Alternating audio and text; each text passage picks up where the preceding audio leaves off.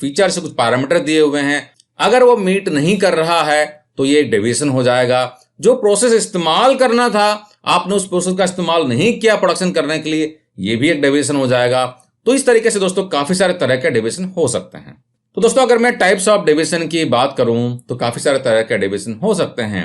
Typically industry में man, machine, material और method, इससे पर्टेनिंग डेविएशन का इस्तेमाल किया जाता है।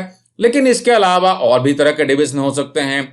डेविएशन आपके सप्लायर में हो सकता है, डेविएशन आपके लोकेशन में हो सकता है, डेविएशन आपका डिलीवरी के टाइम में हो सकता है, डेविएशन आपका क्वांटिटी में हो सकता है।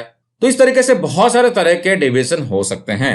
आइए आप कुछ एग्जांपल लेके समझते हैं कि डेविएशन होता क्या है। तो दोस्तों अगर मैं मैन का डेविएशन अगर पकड़ता हूं तो मैन में मेरा डेविएशन क्या हो सकता है। मेरा एक मैन्युफैक्चरिंग प्रोसेस है और मैन्युफैक्चरिंग प्रोसेस में मैंने डिफाइन किया हुआ है कि स्किल लेवल, जो पर्टिकुलर लेवल है, फॉर एग्जांपल स्किल लेवल मैंने 1 2 3 4 करके रखा हुआ है और पर्टिकुलर प्रोसेस में लेवल 3 स्किल का बंदा काम करना चाहिए, लेकिन वहां पर अवेलेबिलिटी के नहीं होने की वजह से मैंने स्किल लेवल 2 का बंदा वहां पर काम पे लगाया हुआ है। तो ये एक प्रोसेस का डेविएशन हो जाएगा।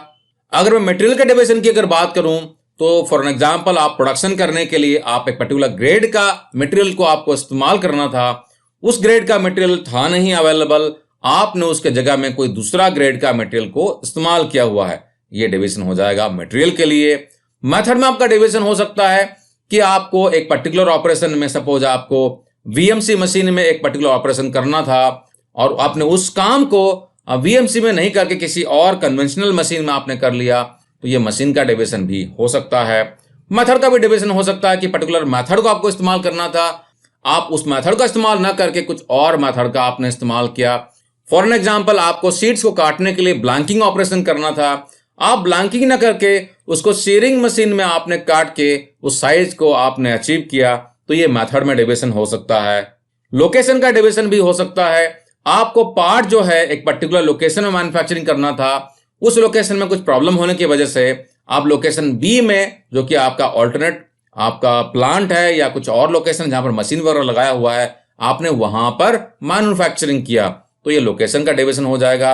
सप्लायर ए से आपको पार्ट लेना था, सप्लायर ए से पार्ट आपको मिला नहीं, सप्लायर बी जो है अप्रूव्ड सप्लायर नहीं था, आपने उससे मटेरियल मंगवा लिया, ये आपका हो जाएगा सप्लायर में डेविएशन। तो दोस्तों इस तरीके से बहुत सारे डेविएशंस होते हैं और इंडस्ट्री में आज के टाइम में काफी स्ट्रिंजेंट नॉर्म हो गई है और कस्टमर जो होते हैं काफी पर्टिकुलर होते हैं डेविएशन